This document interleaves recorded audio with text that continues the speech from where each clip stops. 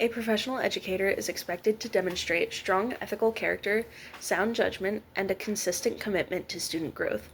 This goes beyond content knowledge, including how a teacher behaves, makes decisions, and interacts with students, families, and their colleagues. The Code of Ethics from the National Education Association emphasizes one central commitment: responsibility to the profession. Educators are expected to create a safe environment for their students, as well as avoid discrimination and respect their students' confidentiality. This means that educators need to ensure that they are treating all students equitably, maintain appropriate boundaries, and prioritize their students' well-being over any personal biases they may have. In terms of professional standards, organizations such as the Interstate Teacher Assessment and Support Consortium outline key areas such as learner development, content knowledge, instructional practice, and professional responsibility. There are many laws and policies that better define how educators are expected to behave within the personal setting. One of these laws is the Family Educational Rights and Privacy Act, also known as FERPA. This law requires teachers to protect student educational records and privacy.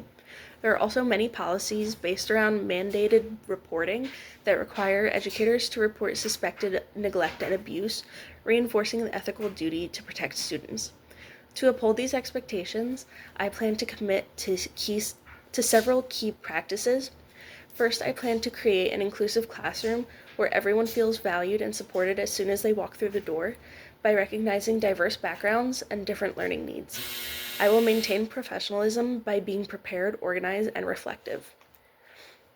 Different teacher dispositions can have a positive or negative impact on psychological and moral development of students.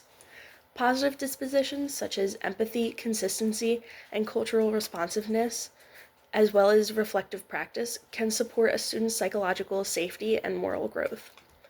When a student encounters a teacher that they see as being fair and respectful, they are more likely to develop trust and are willing to take intellectual risks. This is similar to Albert Bandura's theory of social learning, where students internalize behaviors that they observe.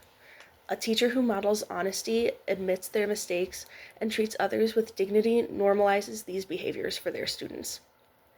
Negative dispositions such as inconsistency, sarcasm, favoritism, or deficit thinking could undermine a student's sense of belonging and fairness.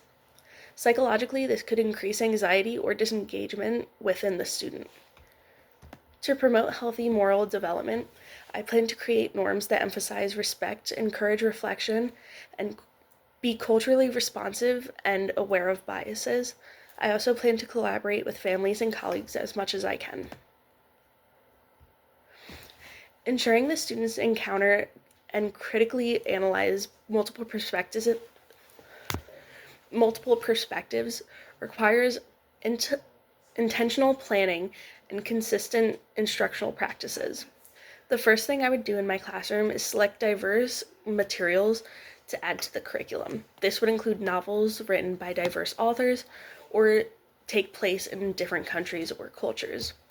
I would also give each student the chance to discuss what they feel or think during these novels instead of telling them how they should think. I would do this by holding discussions where I would pose questions about things like how the story could change if it was from another character's point of view, or how knowing a different character's perspective of a certain situation could change the reader's opinions on certain characters. Thank you.